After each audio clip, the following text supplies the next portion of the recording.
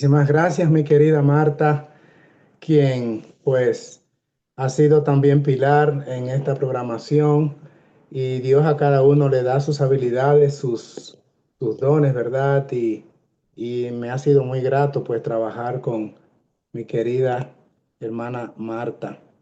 Pues antes de entrar en materia, hermanos queridos, quiero pues darle las gracias a Dios ante todo por lo que han sido estos 2 meses de jornada semanal en esta escuela online, mirando vidas que inspiran. Hemos estado durante todos los martes de mayo y arribamos ya ahora a lo que será la última exposición.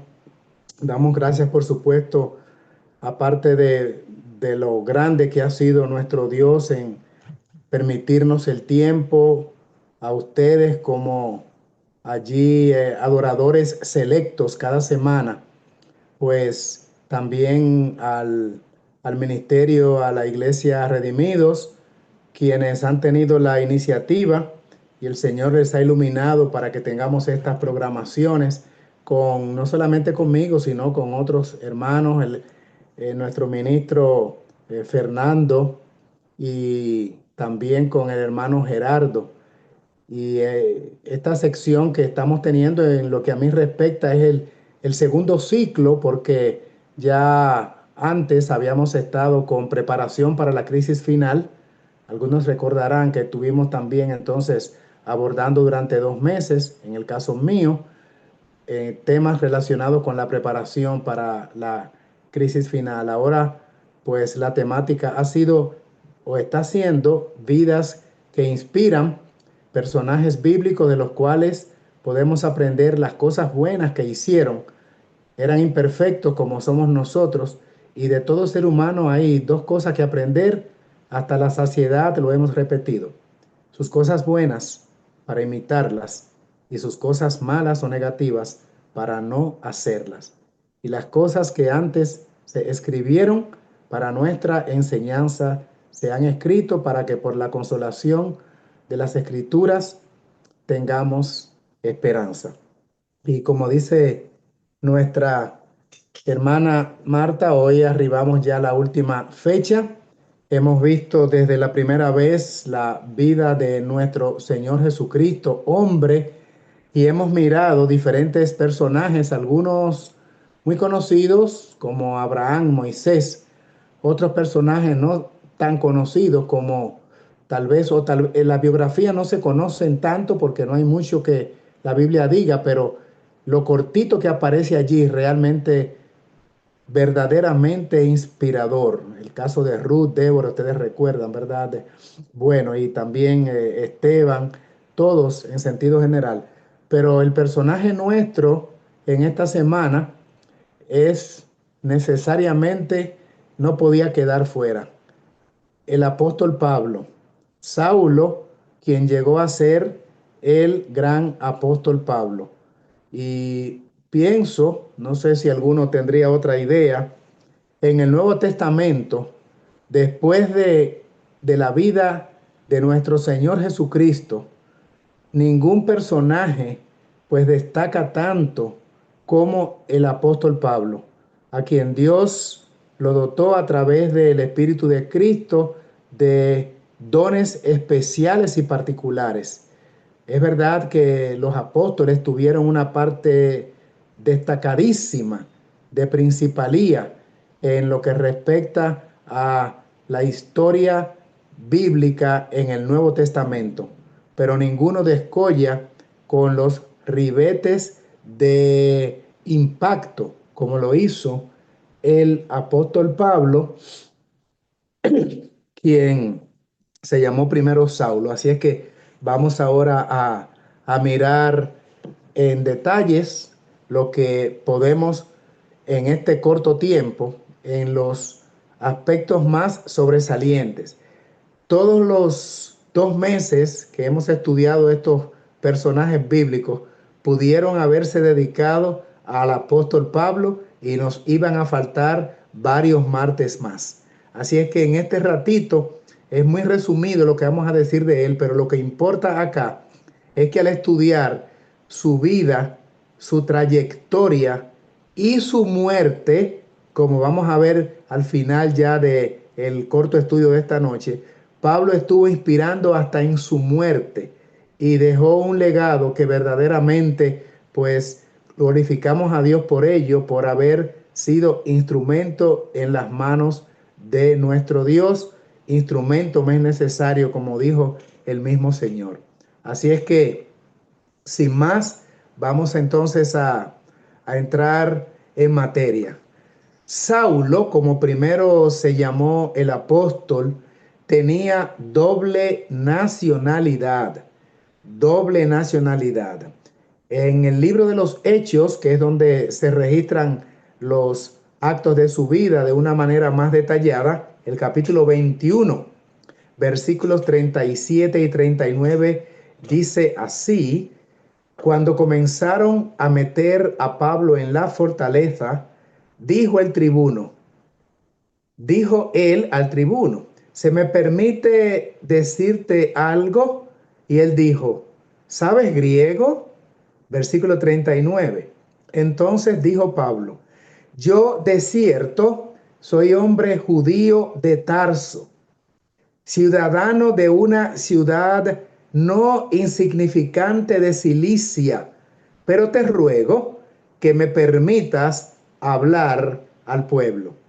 Pablo era un hombre muy culto, sumamente instruido, sabía varios idiomas, podía hablar a la perfección el hebreo, el arameo, el griego y tenía una escolaridad muy destacada. Se presume que era un políglota y conocía también los idiomas de algunas naciones circunvecinas. Así es que estando allí en prisión, vamos a volver un poquito atrás en un ratito, pero aquí lo que queremos es hacer énfasis en su condición de ciudadano de dos naciones.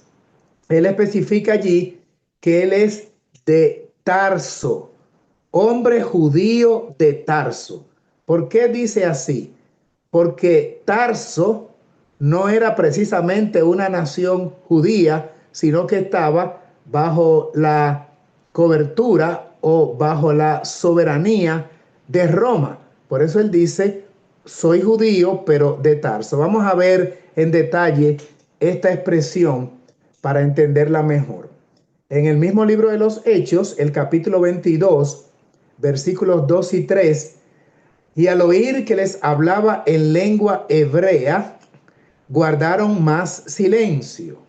Y él les dijo, yo de cierto soy judío, nacido en Tarso de Cilicia, pero criado en esta ciudad, instruido a los pies de Gamaliel, estrictamente conforme a la ley de nuestros padres, refiriéndose a los padres judíos, celoso de Dios, como hoy lo sois todos vosotros. Ahora, Tarso, donde Pablo nació, no se especifica quiénes fueron sus padres, era una provincia romana. De hecho, la capital de una provincia llamada Cilicia, que estaba bajo la jurisdicción de los romanos, hoy es un territorio de Turquía que pertenece a Europa. De manera que Pablo no nació en territorio judío.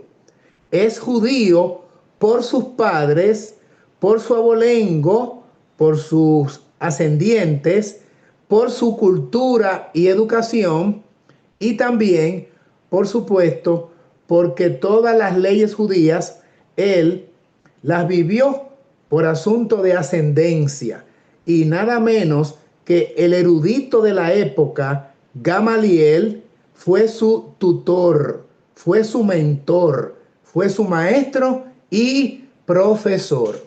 Vamos a ver entonces el incidente ahí mismo en el capítulo 22. ¿Qué ocurre cuando en un momento Pablo está prisionero e intentan castigarlo? ¿Cómo él alude a su ciudadanía romana? Leamos.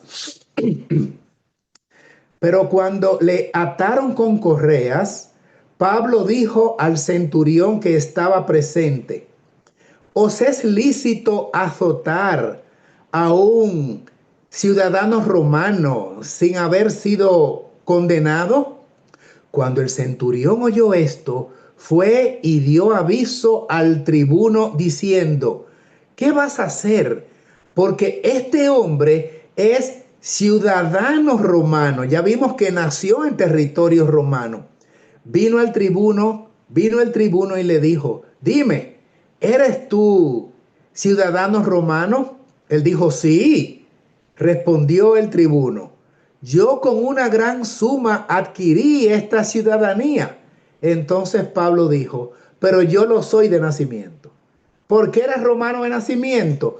Porque había nacido en Tarso, capital de la provincia romana de Cilicia, lo que hoy es Turquía, y ese territorio pertenecía al imperio romano, que era el imperio dominante durante toda esa época del primer siglo, bueno, y por mucho tiempo más, como sabemos.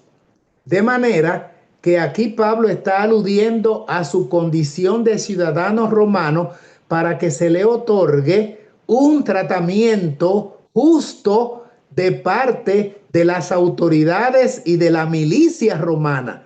No podían tratarlo como un extranjero, como un advenedizo, porque él era ciudadano romano. ¿Qué dice el versículo 29 allí al final de los textos que aparecen en la diapositiva? Así que luego se apartaron de él los que le iban a dar tormento. No lo llegaron a hacer porque apeló a su ciudadanía romana. Así es que se apartaron de él, y aún el tribuno, al saber que era ciudadano romano, tuvo temor por haberle atado. Ni siquiera le habían torturado, solo por el hecho de que lo habían detenido y lo habían azotado, pues ya allí el tribuno tuvo temor por el hecho que cometió. El apóstol Pablo, aquí está corroborando la idea, era ciudadano romano de nacimiento, un estatus muy privilegiado en la antigüedad. Hago una pausa. ¿Por qué ser ciudadano romano era un privilegio?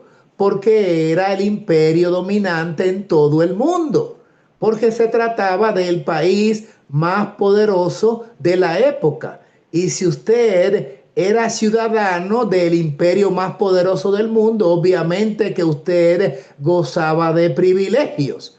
Vamos a poner en el día de hoy, las personas que tienen un pasaporte norteamericano, así sean de ascendencia latina o de cualquier otro país, pues obviamente gozan de los privilegios de ser ciudadanos de los Estados Unidos, con la posibilidad de entrar a muchísimos países del mundo, gozan de los privilegios que otorga el gobierno americano y todas las ventajas que se derivan sociales, económicas, de salud, de trato, de lo que se refiere a la posibilidad de derechos, pues porque pertenece a una nación fuerte y poderosa en el ámbito mundial. Pues era justo y lo propio lo que ocurría con el apóstol Pablo, que era ciudadano romano. Ya dijimos que Tarso de Cilicia era su ciudad natal, y por lo tanto Pablo tenía esta concesión de distinción particular, ese privilegio por ser de nacimiento romano, porque nació en territorio que pertenecía a los romanos en esa época. El historiador y teólogo, refiriéndose a Pablo, utiliza esta identidad romana en varias ocasiones dentro del relato bíblico que aparece en el libro Hechos de los Apóstoles. Y cuando es necesario, él acude a su condición de ciudadano romano y dice: hey, cuidado que yo soy ciudadano romano. Y eso ya implicaba un trato especial y particular para él. Y esto lo hacía para exigir sus derechos, evitar castigos ilegales y defenderse. Lo que podían hacer con un ciudadano extranjero no era posible hacerlo con Pablo por su condición de ser un ciudadano romano. ¿Qué derechos legales y privilegios tenía un romano? Vamos a leerlo acá. La ciudadanía romana le otorgaba al apóstol protecciones y beneficios específicos y especiales que los ciudadanos comunes y extranjeros no poseían. Por ejemplo, tenía Pablo protección contra la tortura, porque estaba estrictamente prohibido interrogar a un ciudadano romano mediante azotes o flagelación, sin juicio previo. No podían darle de latigazos porque primero había que someterlo a un juicio muy exhaustivo y gozaban ellos de este privilegio los romanos. También tenía derecho a un juicio justo, el derecho a ser escuchado por tribunales romanos. Finalmente, el derecho de apelación al emperador, si entendía que no se le había dado un trato justo, él podía apelar al César si fuera necesario. Si era acusado de un delito grave, podía apelar al César para que su caso fuera evaluado en Roma, donde estaba la sede del imperio. Sin embargo, desde el punto de vista de su abolengo, de sus raíces, de su sangre, de su cultura y de sus sentimientos patrios y su identificación geográfica, Pablo dice en Filipenses 3:5, yo soy circuncidado al octavo día, como buen judío, ¿verdad? Todos los niños varones eran circuncidados al octavo día, los niños hebreos, y Pablo entra dentro de esa categoría y pasó por ese proceso. Él era del linaje de Israel, como decimos, hebreo, judío de pura cepa, por su papá, por su mamá, por su cultura, por sus ascendientes. ¿A qué tribu pertenecía? La Biblia lo dice. Pertenecía a la tribu de Benjamín. Y él dice, yo soy hebreo de hebreos. Y en cuanto a la ley, además era fariseo, que era una prerrogativa de los estudiosos e intérpretes de la ley mosaica, del Talmud y de la Torá. O sea, que Pablo realmente, para pertenecer a la categoría o a la clase de los fariseos, necesariamente tenía que tener sus orígenes y su filiación sanguínea directamente conectada con los judíos, porque inclusive él era de la tribu de Benjamín. E interesante cuál era el nombre de él, Saulo, tomado posiblemente de el primer rey de Israel, que fue ¿quién? Saúl, hijo de Cis, dice la Biblia en la biografía de Saúl allá en Samuel, hijo de Cis era Saúl de la tribu de Benjamín. O sea que el primer rey de Israel, igual que lo que era Saulo, ambos eran de la tribu de Benjamín. Y de Saúl, entonces el nombre Saulo, que era un nombre muy común dentro de los benjaminitas, o de los de la tribu de Benjamín. Entonces dice él, en cuanto a celo, perseguidor de la iglesia, en cuanto a la justicia que es en la ley, irreprensible, porque al ser fariseo, doctor en la ley, culto, instruido bajo la tutela nada menos que de el catedrático Gamaliel, Saulo era un hombre sumamente instruido, culto y docto. tenía un nivel académico muy alto, por encima, por supuesto, de lo que eran, digamos, los 12 apóstoles, que eran hombres más del vulgo de la población de a pie, como diríamos hoy, hombres mucho más sencillos, que el que más se destacaba en rango académico dentro de los 12, irónicamente, era Judas. Pero en el caso de Saulo, era un erudito. Y él dice, en cuanto a la ley irreprensible, algunos han creído que porque Saulo está asociado con la condición de perseguidor, era un hombre irreligioso. No, no, no, no, para nada.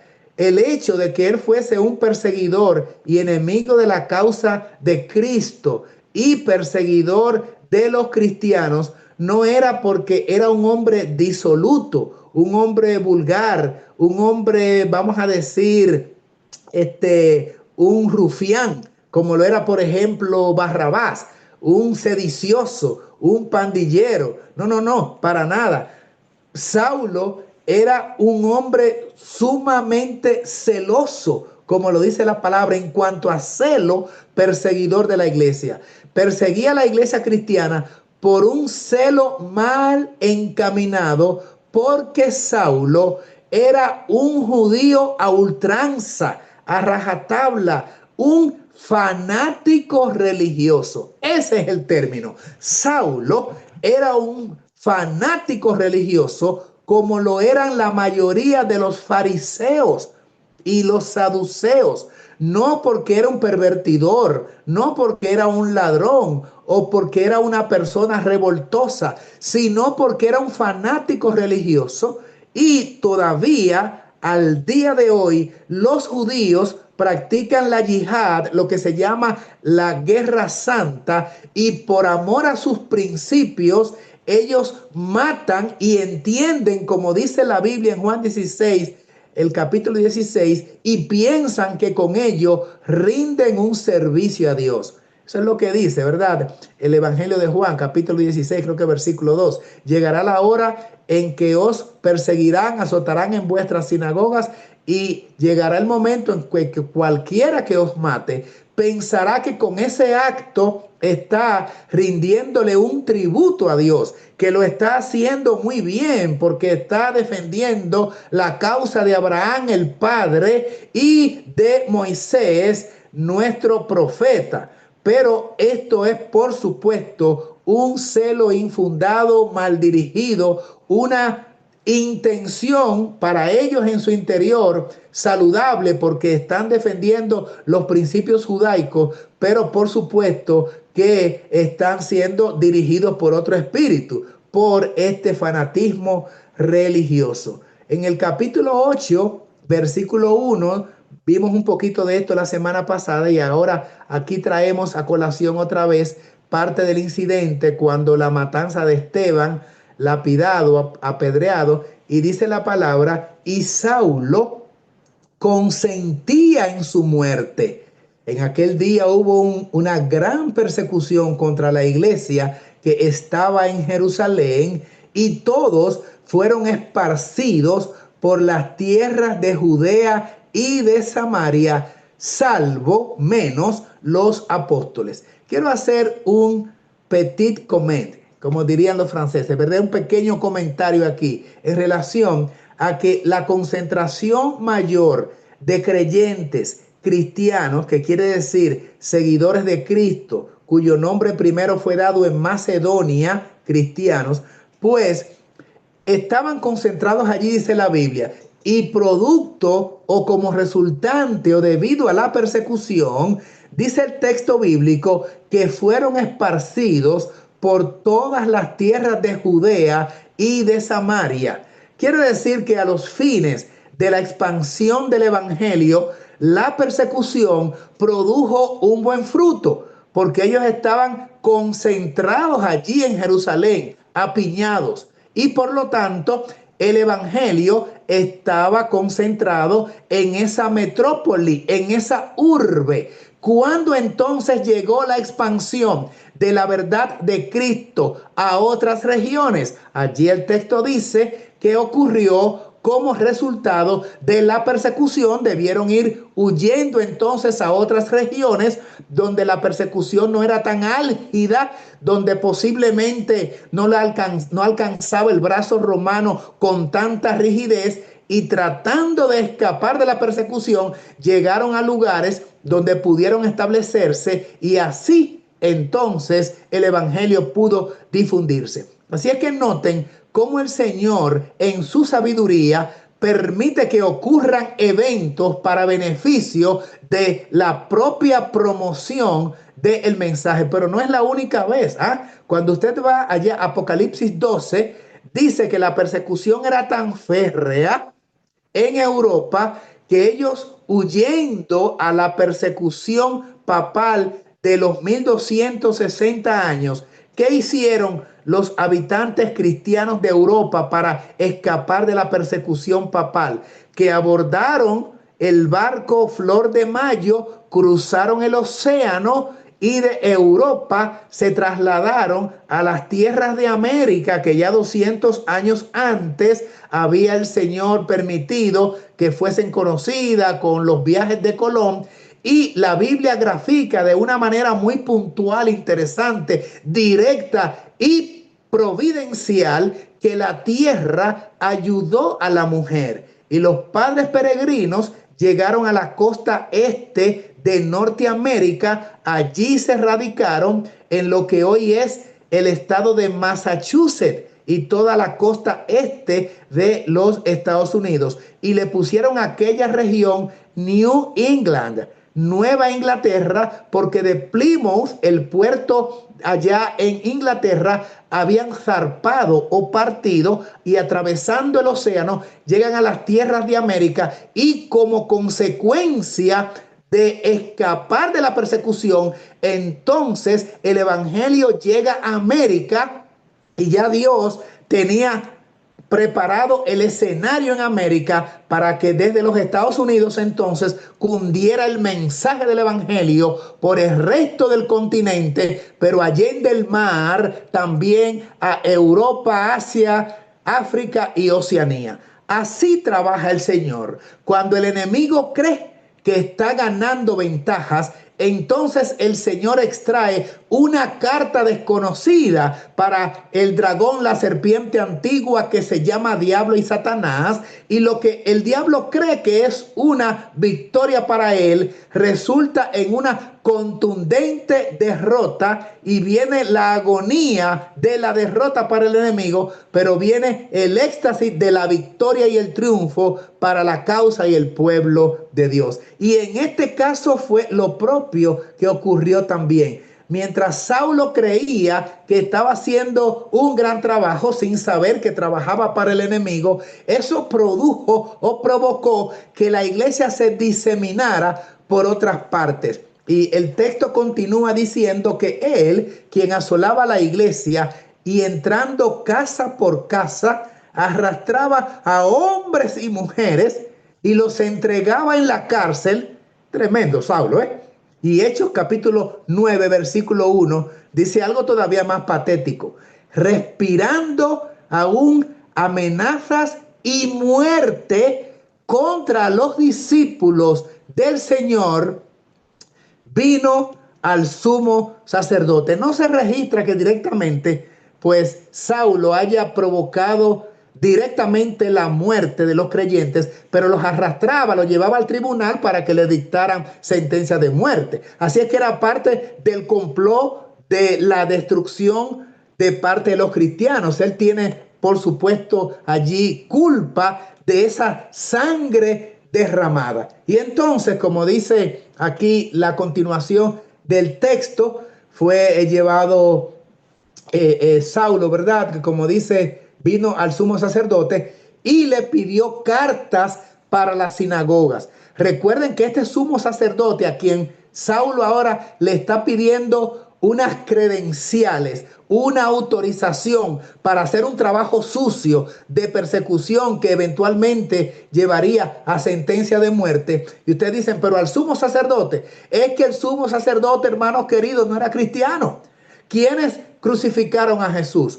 Caifás, Anás, todo el pueblo, el Sanedrín, los principales sacerdotes que instigaron al pueblo. Y cuando Cristo resucita, llega el Pentecostés y Cristo después de la resurrección 40 días asciende al cielo. Esta gente del templo siguieron estando en contra del evangelio.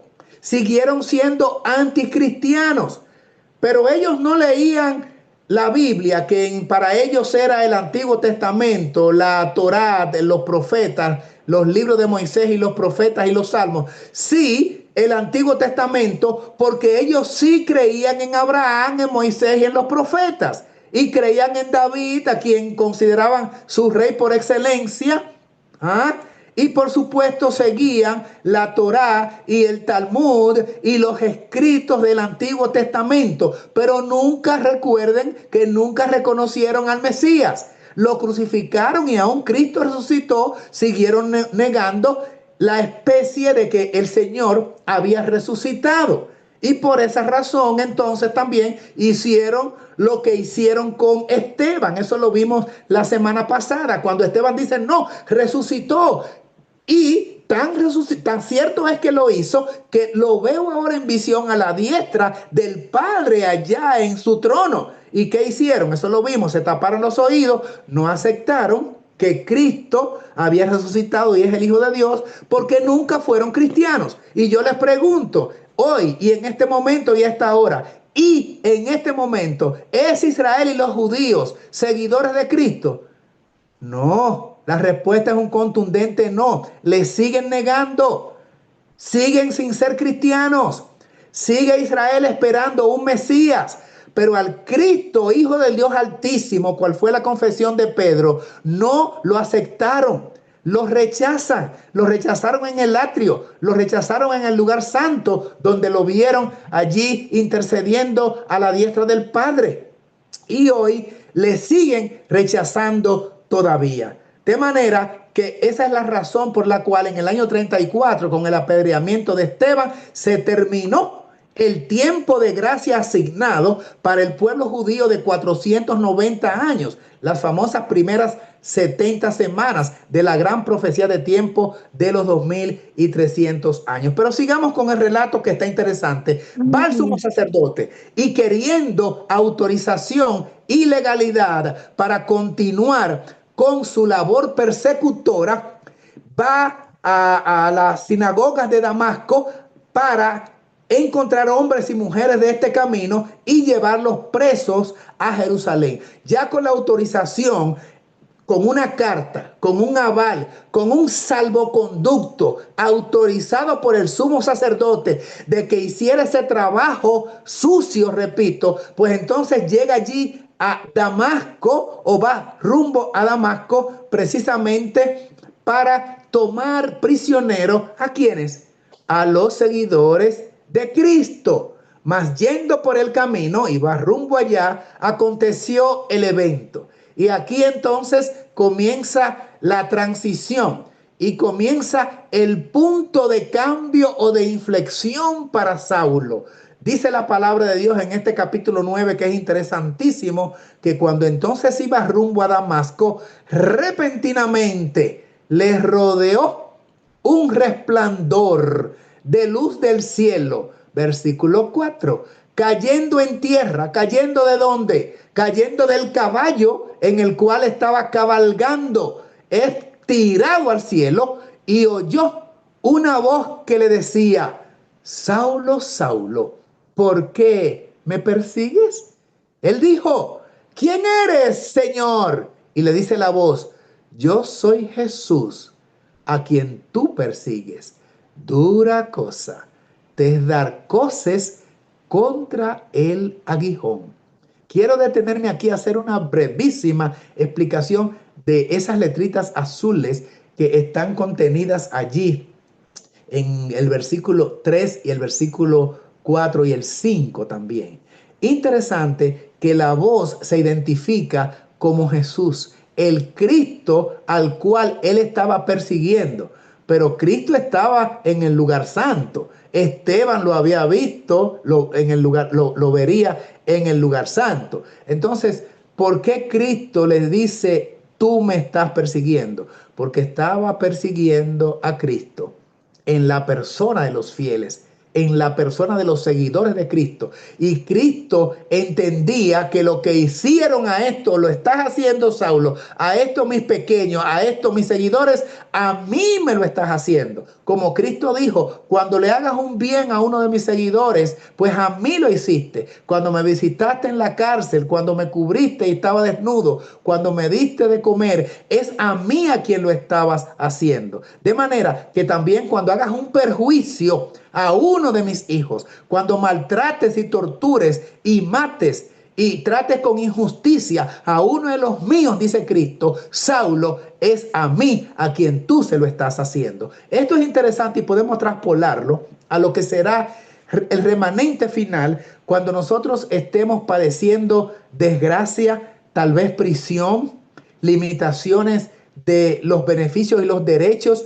cuando seamos tal vez deportados o llevados de un país a otro que tal vez no conocemos, cuando seamos tratados con maldad por los hombres que ya van a estar tomados por los demonios. Recordemos, hermanos, que tal vez en algunos casos o en muchos casos el Señor permita que esa sea la experiencia por la cual tú y yo tengamos que pasar. Pero no olvides que Cristo está interpretando que es a Él que se lo están haciendo. Así que confiadamente podemos ver en estas historias cómo el Señor está a nuestro lado, aunque no le veamos. Él nos está defendiendo desde lo alto. Y entonces dice Cristo, dura cosa te es dar patadas contra el blanco, porque coces son las patadas que tiran los caballos, se llaman una coces en plural.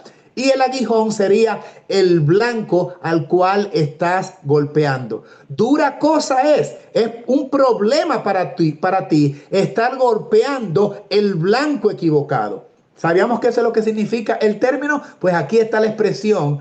Coces contra el aguijón. Estás pateando, estás golpeando el blanco equivocado. Nunca debieras estar tirando tus dardos encendidos de persecución y muerte contra mi pueblo, porque lo estás haciendo en contra de mí, le dice Cristo. Él temblando, versículo 6 en las letritas negras, temblando y temeroso, recuerden que estaba tirado en el suelo, dijo, Señor, ¿qué quieres que yo haga? Y vino la respuesta y el Señor le dijo, levántate y entra en la ciudad y se te dirá lo que debes hacer. Es interesante allí cómo el relato continúa pues diciendo las instrucciones que se le dan a Saulo para que él entonces siga al pie de la letra estas pautas que le están siendo indicadas. Entonces Ananías respondió, porque se le envió a Ananías, un siervo de Dios. Y el Señor le dice, atiende a este hombre. Y le da las instrucciones a Ananías. Y le dice, Señor, he oído de muchos acerca de este hombre, famoso Saulo, pero no por sus bondades en este punto, no por su trabajo ministerial, no por ser el gran apóstol de los gentiles, o sea, de los no judíos, en lo cual se convertiría, sino famoso por su actitud de celo empedernido en contra de la causa de Cristo y sus seguidores. Y es lo que justamente Ananías está esgrimiendo aquí, porque el Señor le dice, acoge, recibe a Saulo. Ah, Señor, pero que este hombre es famoso.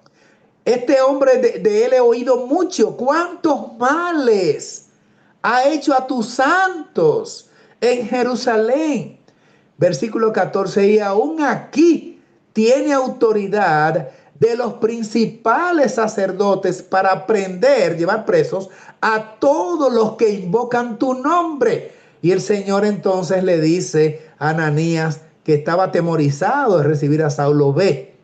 Y me gustan estas palabras, porque instrumento escogido me es este, para llevar mi nombre en presencia de los gentiles y de reyes y de los hijos de Israel. Un ministerio sumamente abarcante el Señor ahora tiene programado en agenda para Saulo. Y Ananías debía obedecer la instrucción del Cristo, quien les está diciendo, recíbelo, porque es un instrumento escogido para mí. Yo lo he arrebatado, como se dijo de Isaías, como un carbón encendido. Y ahora lo he elegido para que él, todo ese celo infundado y mal conducido, lo voy a aprovechar ahora para que sea un testigo mío para los gentiles. Eventualmente se convierte Saulo en el apóstol de los gentiles, pero también él habrá de presentarse ante reyes, como en efecto la narrativa del libro de los Hechos dice que estuvo ante los principales gobernantes de Roma, pero también su ministerio abarcaría a toda la casa de Israel. Ministró Pablo a los hebreos, ministró a los gentiles, a todas aquellas naciones circunvecinas y más allá, las distantes también, pero también ministró y dio testimonio de la verdad a el Európago allá en Grecia, que era la sala principal de gobierno o cultural de los griegos, y a toda aquella región del mundo conocido. Fue entonces Ananías, dice el versículo 17, y entró en la casa y poniendo sobre él las manos, dijo: hermano Saulo, lo estaba como presentando, ungiendo: el Señor Jesús, que se te apareció en el camino por donde venías, me ha enviado para que recibas la vista. ¿Y qué más?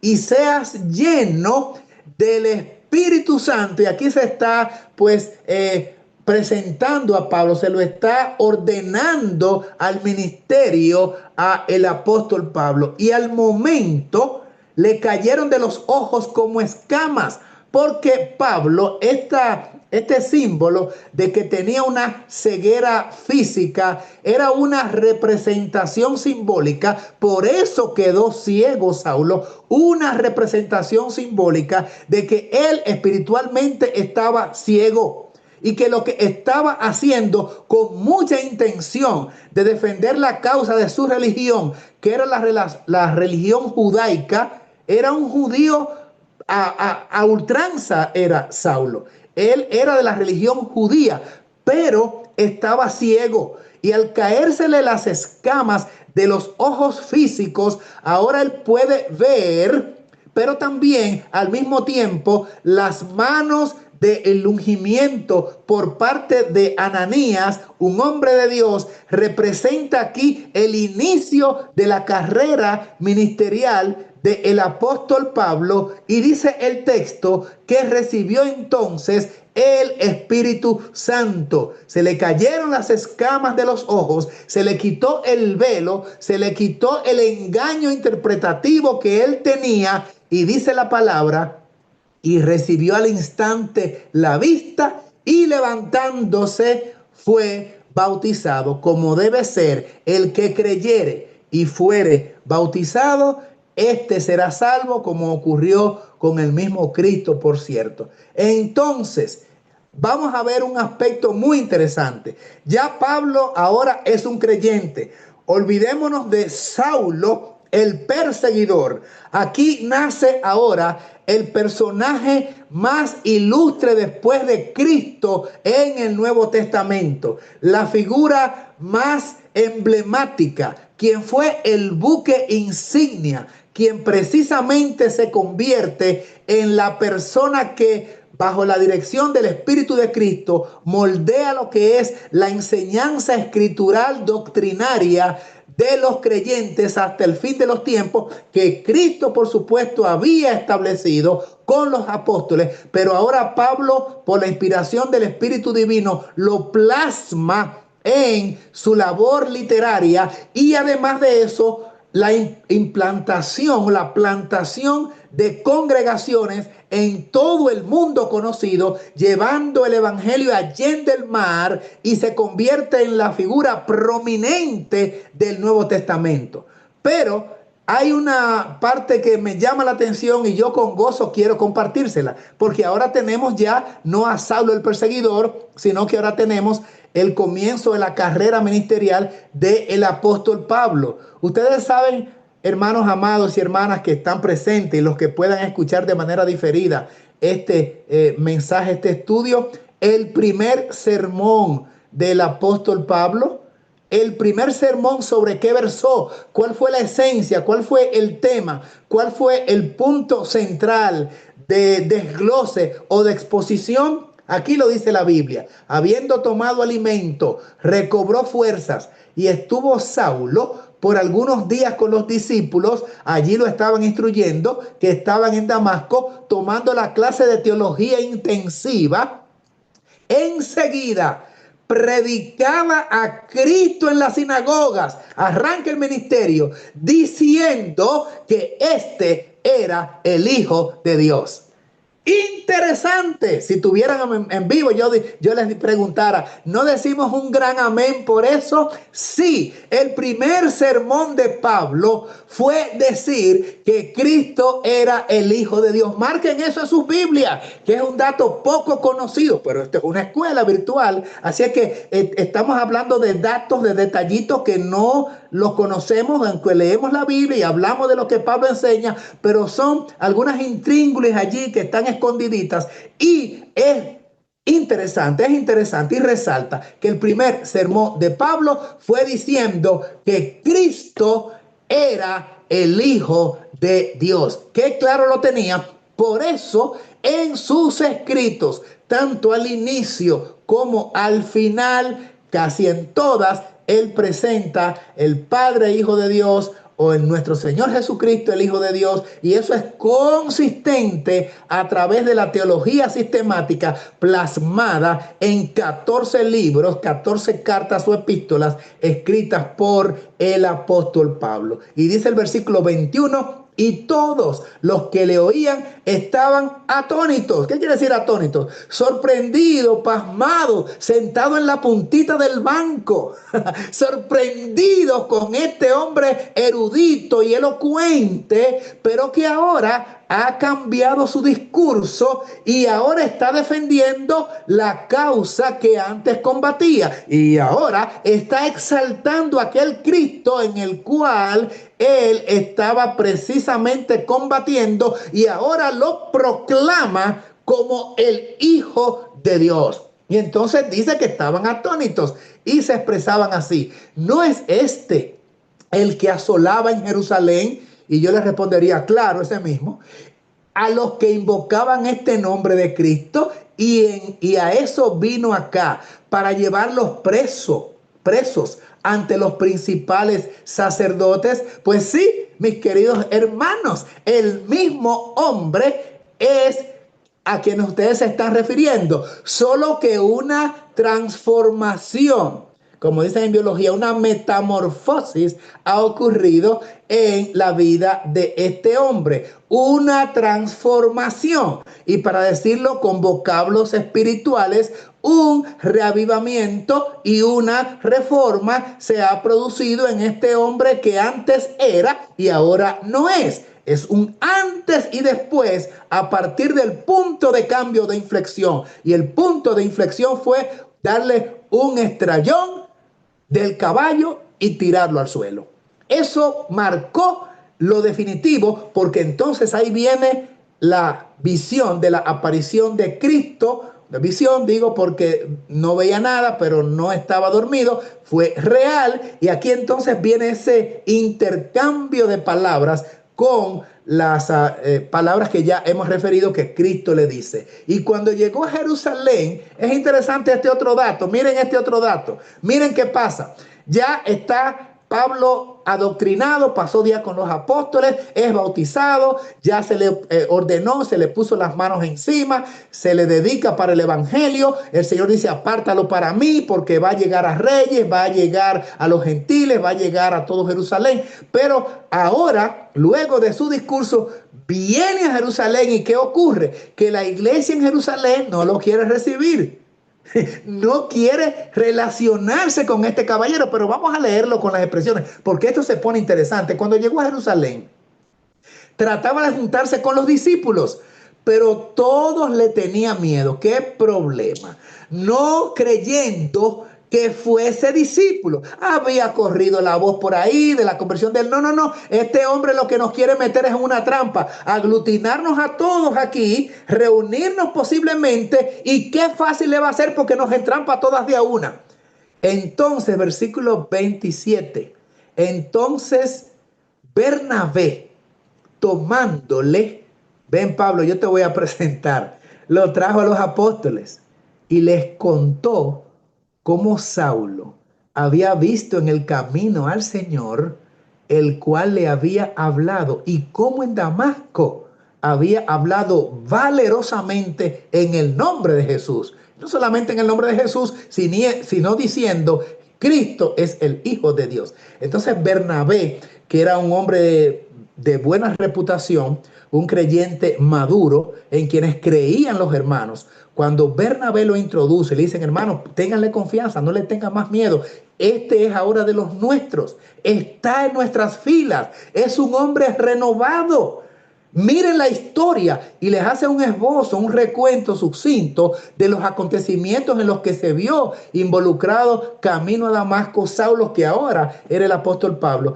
Y se necesitó, por supuesto, la presentación y el aval de Bernabé para que con esa ponencia y con esa introducción y con esa contundencia del relato de lo que aconteció con Saulo, entonces fuera finalmente aceptado. En principio no le aceptaron hasta que Bernabé debió intervenir con su ponderación.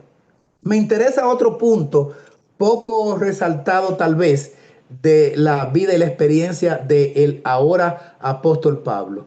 ¿Cómo él se refería a sí mismo? ¿Qué concepto tenía Pablo de sí mismo?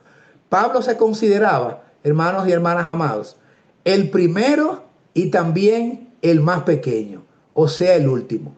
Pablo se consideraba el primero y Pablo se consideraba el último. Explíquenos. No, lo va a explicar la Biblia. Vamos a leer la palabra para que ustedes vean cómo esto se conjuga y cómo podemos armonizar, cómo una misma persona puede ser el primero y cómo puede ser el último, cómo puede ser el principal y cómo puede ser el menos importante. Vamos a leerlo directamente de 1 Timoteo capítulo 1 versículo 15. Palabra fiel y digna de ser recibida por todos, que Cristo Jesús vino al mundo para salvar a los pecadores, de los cuales yo soy el primero. Entre los pecadores, póngame número 1 en la lista. Ahora vamos a ver en qué cosa él se consideraba ser el de atrás, ser el más pequeño, ser el último. Porque yo soy el más pequeño de los apóstoles, que no soy digno de ser llamado apóstol, porque perseguía la iglesia de Dios. 1 Corintios 15, 9. Así es que mientras que en Timoteo 1:15, primera a Timoteo 1:15, él está diciendo que él es el primero de los pecadores. En la lista de pecadores yo le encabezo. No hay otro más pecador que yo, dice Pablo. Ahora, en cuanto a los apóstoles, yo no estoy de primero, yo estoy de último. Interesante, ¿verdad? En lo que tiene que ver con ser pecador, pues no, que va, yo estoy de primero. Pero apóstol, ay no, yo fui un perseguidor. Déjenme allá atrás en la colita. Estos hombres no llegaron a los extremos de violencia que yo llegué. Así que es interesante, así él se consideraba. Por eso esta dicotomía, por así decirlo, que se da en cuanto a la percepción que tiene Pablo de sí mismo, cómo él se consideraba a sí mismo, es sumamente interesante. El primero como pecador, el último como en lo que tiene que ver con su apostolado. La obra misionera de Pablo es otro aspecto descollante en su vida, su vida como evangelista. Realizó extensos viajes por Asia Menor, Grecia y otras regiones, donde fundó y guió numerosas comunidades cristianas. Es autor de 14 cartas o epístolas del Nuevo Testamento que establecen gran parte de la teología y doctrina cristiana. Básicamente lo que se cree hoy en el cristianismo es en gran medida en lo que tiene que ver con el Nuevo Testamento por los escritos de Pablo. Por supuesto, los libros de Moisés, los profetas en el Antiguo Testamento, pues juegan el rol hasta llegar a Cristo. Pero en la dispensación cristiana, de los 27 libros que tiene el Nuevo Testamento, Pablo escribe más de la mitad más uno. De 27 escribe 14, comenzando por la epístola a los Romanos, Gálatas, Efesios, Filipenses, Colosenses, primera y segunda Tesalonicenses, primera y segunda Timoteo, Tito, Filemón, Hebreos. Cuéntelo, 14 de 27. Y la mitad del libro de los Hechos es hablando de Pablo, que lo escribió el libro de los Hechos, se le atribuye a la autoría a Lucas, pero gran parte del libro de los Hechos escrito por Lucas, entonces también enfoca la vida de Pablo y todo lo que falta allí del Nuevo Testamento, pues escrito por Pablo, hasta llegar entonces ya a esas epístolas particulares especiales de Juan, Pedro y Santiago, y finalmente Judas y Apocalipsis.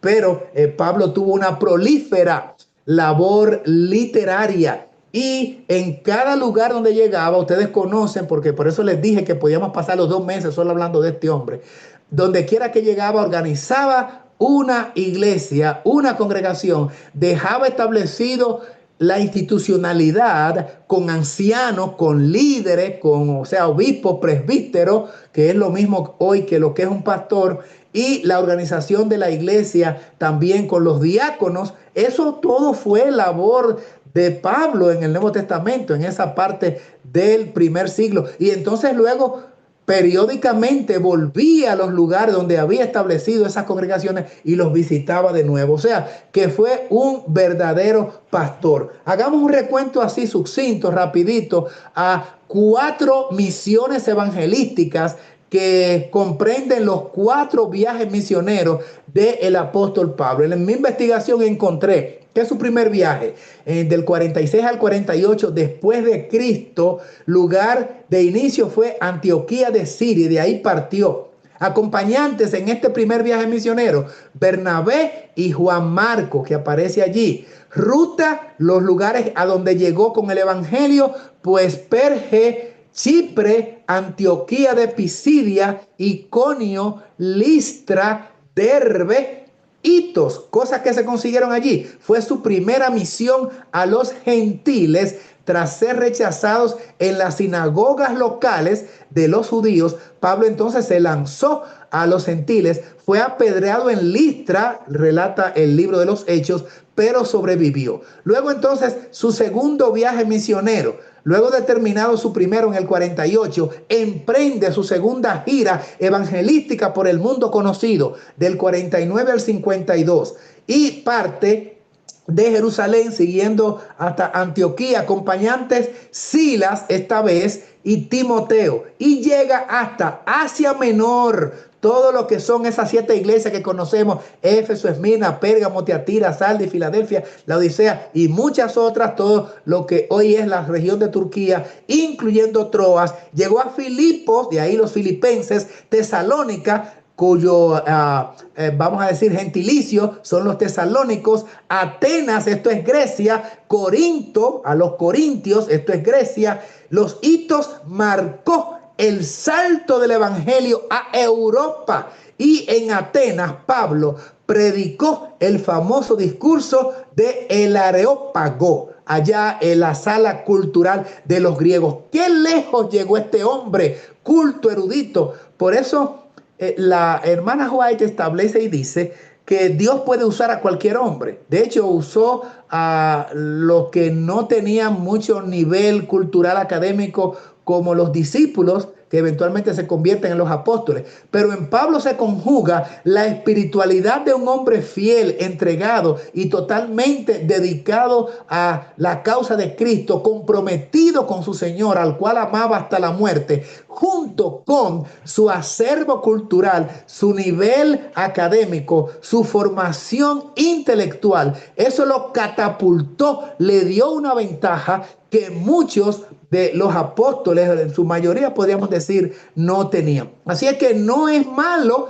tener erudición, tener capacidad intelectual, tener profundidad de conocimiento histórico, científico o intelectual, siempre y cuando esos dones sean utilizados para el Señor. El problema es que son muy escasos los casos de hombres o mujeres que teniendo ese nivel académico y cultural les rindan el servicio a Dios, porque se convierten en vanidosos y orgullosos y Dios no puede usarlo. Y mayoritariamente entonces el Señor usa a otros que se pueden moldear y a los cuales Él puede utilizar. En el caso de Pablo se conjugó las dos cosas: la espiritualidad, un hombre sumamente espiritual, fiel, apegado a su Señor, un hombre de oración, del estudio de su palabra, pero también la intelectualidad. Y por eso entonces Él pudo llegar a los niveles que otros no pudieron llegar, y alcanzar metas evangelísticas y misioneras y la formación de la iglesia cristiana del primer siglo, porque toda su capacidad intelectual lo ponía a los pies de Cristo, y él se identificaba como el primero de los pecadores, pero el último de los apóstoles. No tenía orgullo, no tenía arrogancia, no se consideraba un hombre el más importante. Al contrario, él dice que no merecía el título de apóstol porque era un perseguidor, y por eso Cristo, por ser tan humilde, lo exaltó hasta lo sumo y pudo hacer con Pablo lo que no puede hacer con otros eruditos de hoy en día, que son sumamente arrogantes, vanidosos y orgullosos. Miremos entonces, luego de ver el segundo viaje, el tercer viaje, 53 al 57, lugar de inicio Antioquía y Jerusalén, y entonces aquí llega a Gálata, el gentilicio ahí donde viven los de Galacia, Frigia, y una estancia prolongada en Éfeso, donde están los efesios. Duró 3 años allí, seguido de Macedonia y Grecia. Macedonia, una región de Grecia. Y allí se consolidó en ese tercer viaje misionero. El cristianismo se afianza en Asia Menor y Grecia. Pablo resucitó al joven Eutico, el que se cayó de la ventana. ¿Recuerdan? Eso ocurrió en Troas antes de dirigirse desde allí hasta Jerusalén, donde fue arrestado. Cuarto y último viaje, desde el año 59 al 62, ya de nuestra era, de Cesarea hasta Roma. Y allí en Roma es apresado, apeló al César en su condición de ciudadano romano, como vimos al principio, era su prerrogativa, su derecho, y fue trasladado como prisionero por mar, naufragando en Malta. Ustedes recuerdan, con el naufragio, antes de llegar a Roma, donde allí estaba nada menos que Nerón, quien fue su verdugo, y estuvo bajo arresto domiciliario, predicando sin impedimento por un tiempo, pero como prisionero.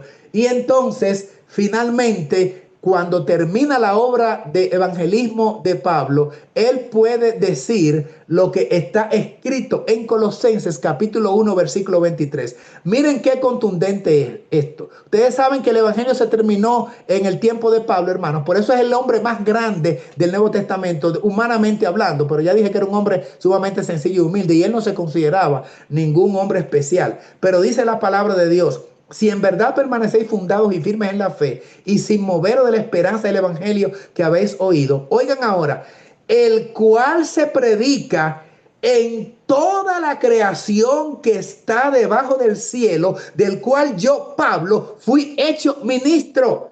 Hermanos queridos, el evangelio estaba en todo el mundo. El evangelio se había predicado en todo lugar, en todas las partes, bajo la administración de Pablo, dirigido por el Espíritu Divino, y como ministro del el evangelio cundió por todas partes en el mundo. Hoy puede decirse que el evangelio ha sido predicado en todo el mundo, en bastantes lugares.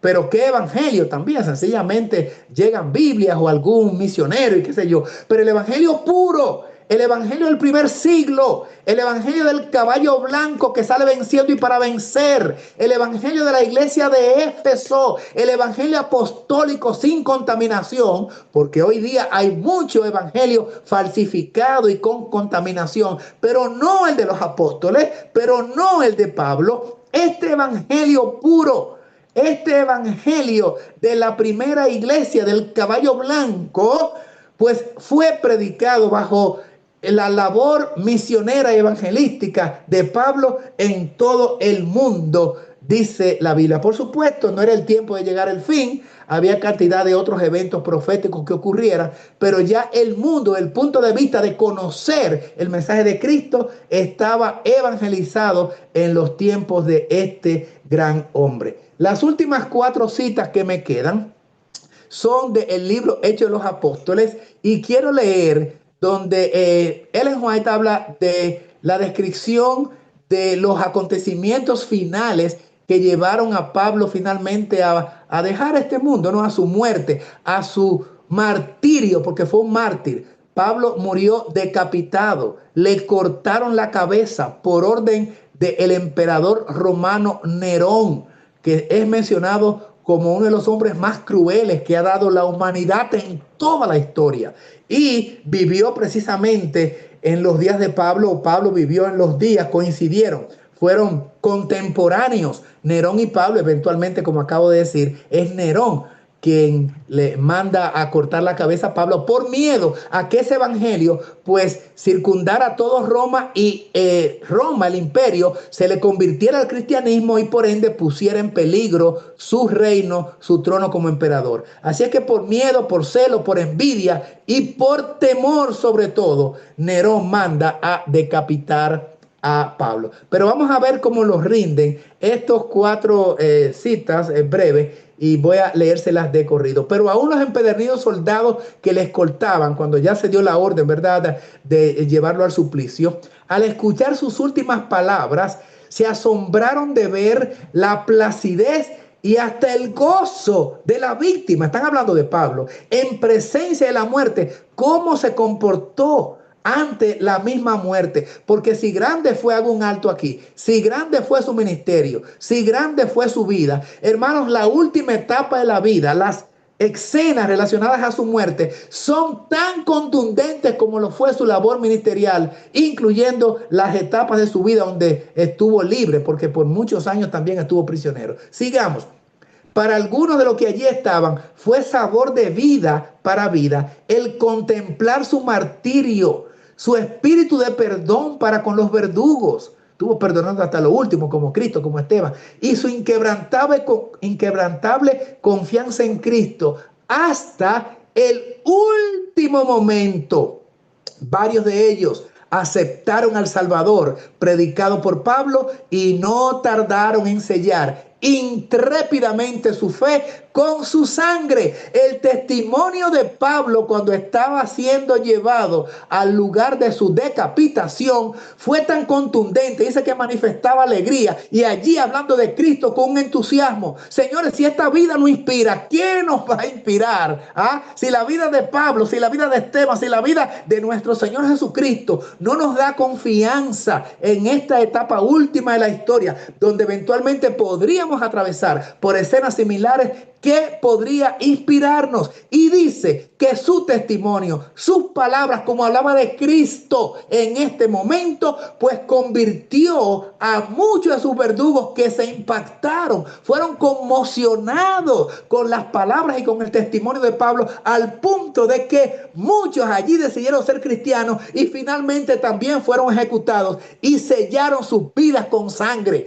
¿Qué les parece? El hombre sigue convirtiendo personas, siendo instrumento del Espíritu Divino para convertir personas en el minuto mismo antes de su muerte. Si esto no es una vida que inspira, ¿qué puede serlo? Tremendo, una crema de cita. El apóstol contemplaba el gran más allá, o sea, su muerte y lo que deparaba luego de allí, no con temor e incertidumbre, sino con gozosa esperanza y anhelosa expectación. Al llegar al paraje del martirio, no vio la espada del verdugo, ni la tierra que iba a absorber su sangre, sino que a través del sereno cielo de aquel día de verano, estival, quiere decir de verano, miraba el trono del Eterno. ¡Qué glorioso! Esto es de ese capítulo de Hechos de los Apóstoles que habla de el final de Pablo. Pero el final hasta cierto punto simbólico, porque su obra con ellos sigue, como dice la palabra de Dios. Hoy hay más Pablo que nunca. Hoy las epístolas de Pablo son conocidas en todo el globo terráqueo, pero el Señor lo usó porque era Cristo a través de Pablo. Él dijo, con Cristo estoy juntamente crucificado. Todo lo que estoy hablando de Pablo es porque Cristo lo estaba haciendo a través de él. No estoy promocionando o dimensionando de manera exponencial a un ser humano. Estoy hablando de un hombre que, como tú y yo, ¿verdad? De la raza humana, aunque seas mujer, pero de la raza humana, podemos llegar a un nivel donde a través inclusive de nuestra propia muerte llegue la conversión de la gente. Una persona que no comenzó a gritar porque le iban a cortar la cabeza y a forcejear para que sus verdugos la liberaran. No, tranquilamente, como Cristo, que dice que extendió sus manos en la cruz, como Esteban, que pidió también misericordia y perdón para aquellos que lo estaban lapidando. Aquí otra vez aparece un hombre que, influenciado por el Espíritu Divino, puede manejarse en estas circunstancias, como también en la Edad Media, estos hombres que eran llevados a la hoguera y eran lanzados a las llamas, para ser calcinados. Y estas personas dicen que estaban cantando en medio de las llamas que los consumían. Pues lo propio ocurre con Pablo, que dice que de manera serena estaba mirando el trono del Eterno. Pero aún los empedernidos soldados que le escoltaban, al escuchar las últimas palabras, creo que esto lo vimos ya, ¿verdad? Esta cita está repetida. Entonces, la siguiente: se olvidó el apóstol de sus inminentes sufrimientos para atender solícitamente a los que iban a dejar expuesto el prejuicio, odio y persecución de sus enemigos. Procuró, Pablo, fortalecer y alentar a los pocos cristianos que le acompañaban al lugar de la ejecución, repitiéndoles las promesas dadas a los que padecen persecución por su amor a la justicia. Imagínense, a él lo iban a matar y él dando ánimo. Les aseguró que nada de cuanto el Señor había dicho respecto a sus atribulados y fieles hijos dejaría de cumplirse. Por un corto tiempo se verían tal vez apesadumbrados por múltiples tentaciones y despojados de las comodidades terrenas, pero podrían confortar su corazón con la seguridad de que Dios sería fiel y decir: yo sé a quién he creído y estoy cierto que es poderoso para guardar mi depósito para aquel día.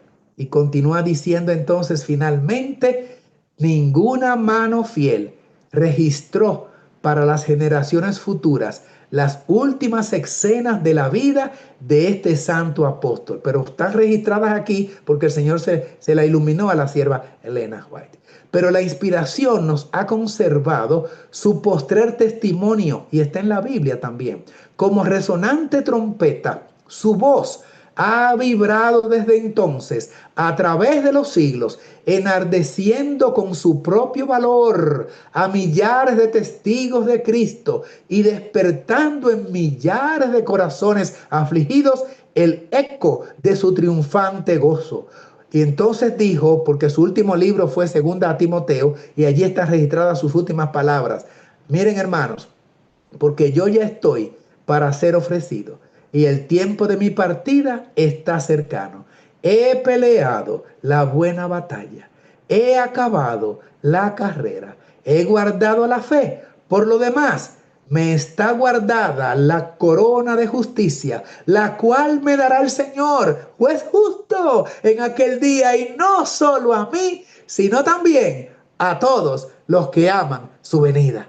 Y estas son, hermanos, las palabras con que cierra la vida ilustre de un hombre utilizado por Dios, que pasó de ser un gran perseguidor, la figura protagónica de la persecución de los cristianos del primer siglo, a llegar a ser la figura más preponderante después de Cristo en el Nuevo Testamento, el apóstol de los gentiles, el gran apóstol Pablo. Tendremos tú y yo en la eternidad la ocasión bendita de mirar allí a Pablo, de conocerlo, de escuchar de primera mano algunas de sus experiencias. Creo también que Pablo se va a sorprender cuando vea o no Pablo, Esteban se va a sorprender, debí decir, a la inversa, cuando vea allí a uno de sus verdugos que consentía en su muerte, de los que aupaba el apedreamiento del cual fue objeto. Y pienso que va a ser un gran momento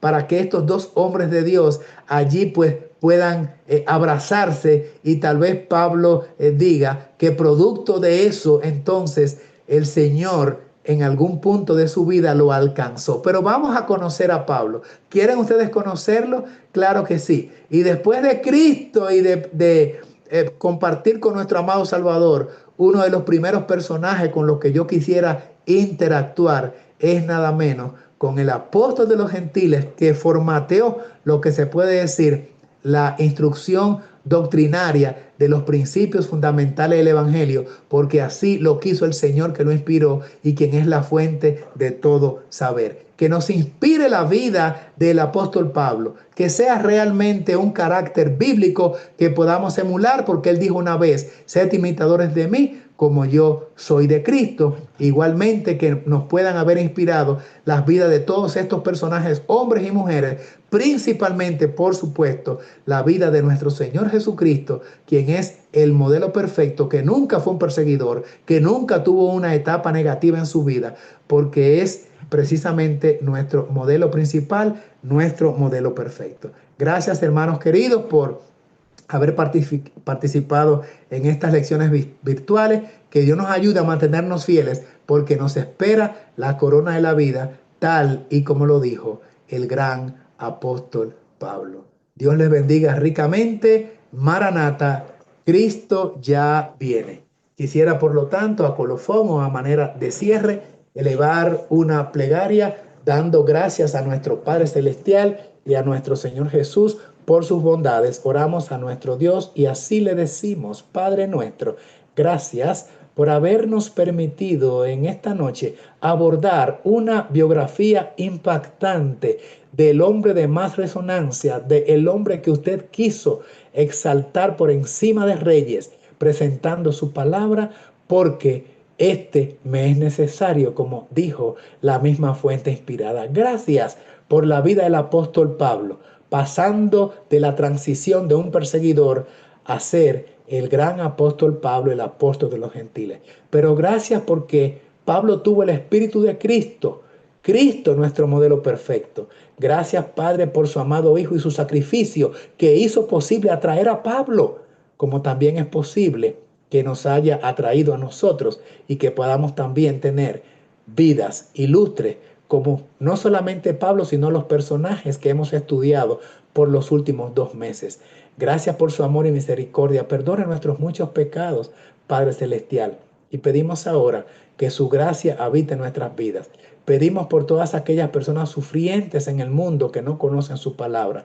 Elevamos otra vez una oración por Venezuela y por los sufrientes de allí, por las desgracias que hay en este país. Que tenga, por favor, Señor, dentro de su carácter benévolo y clemente, misericordia, y que si algunas vidas todavía allí pueden rescatarse, pues esto sea hecho, y que esto sirva para enseñarnos también que no somos dueños de nuestra existencia y que cada segundo debemos estar preparados para cuando llegue el momento, si es así que usted lo dispone, de que partamos de este mundo, podamos con la certeza de Pablo decir: he peleado la buena batalla, he guardado la fe, he corrido la carrera que me es propuesta, por lo demás me está guardada la corona de justicia, vida eterna, la cual el Señor, juez justo, nos dará en aquel día, no solo a mí, sino también a todos nuestros hermanos que aman su venida. Y nosotros, Padre, amamos su venida. Y ahora, por favor, denos su bendición y la seguridad de que la presencia de Cristo, por su Espíritu, en su naturaleza divina, está en nosotros, porque como dijo Pablo, con Cristo queremos estar juntamente crucificados, no viviendo nosotros, sino viviendo Cristo en nosotros. Gracias, Padre, humilde plegaria que conforme a su voluntad entramos en audiencia en el lugar santísimo a través de los méritos y por la obra mediadora de nuestro Señor Jesús y su sangre derramada en el Calvario. En su nombre glorioso hacemos esta oración. Amén, Señor.